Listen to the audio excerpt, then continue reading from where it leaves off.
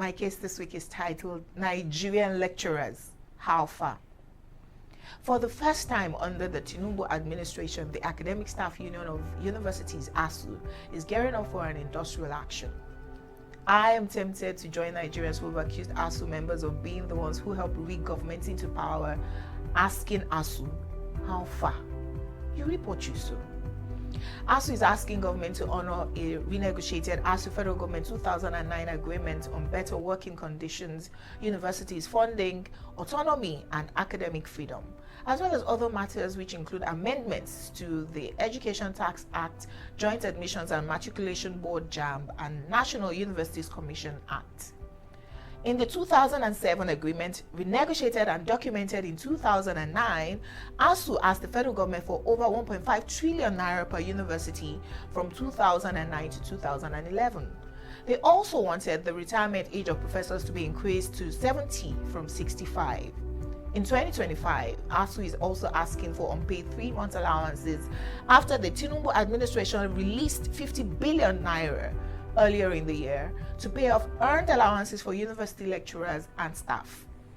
ASU conducted a nationwide protest on Tuesday, 26th of August 2025, saying they were tired of waiting after renegotiating the 2009 agreement in December 2024 and submitting the document to the federal government in February 2025. I have heard people say government cannot afford to implement all that was agreed in the 56-page 2009 document.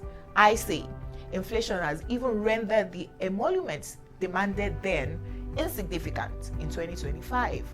Hence, the renegotiations. Imagine asking for 750,000 responsibility allowance per annum for deputy vice chancellors in 2009. Today, professors get 525,000 naira monthly, while a senator or House of Representatives member walks home with about 20 million naira monthly, which includes hardship allowance. But the lecturers themselves are to blame. We all watched on national TV how Professor John Etu Efioto, the Vice Chancellor of the Federal University of Petroleum Resources and returning officer for Rivers State in the presidential and National Assembly elections of 2015, read the results he compiled with difficulty. The math was not adding up. Then there's Peter Ogban, a professor of soil science from the University of Calabar, who announced fake results for 2 whole local governments in the 2019 elections in favor of now Senate President Godswill Akpabio. Ogban was convicted and sentenced to 3 years imprisonment in 2021.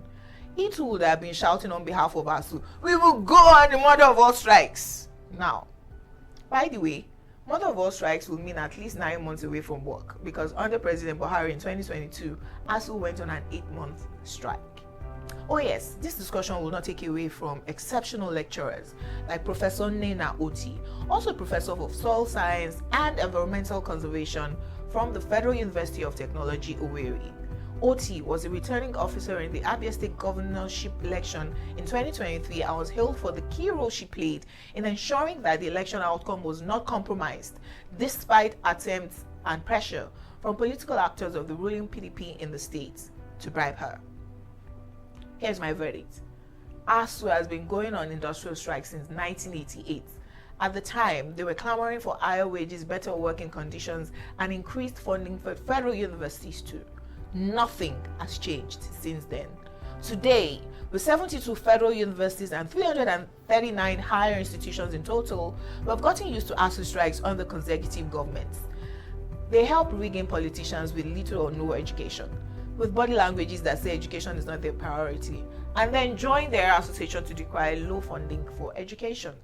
The politicians' children's school abroad, why would they take education seriously? The cleanup of Nigeria's tertiary education has to start from the lecturers themselves. Integrity, honesty, and fairness are traits you need to come to a negotiation table.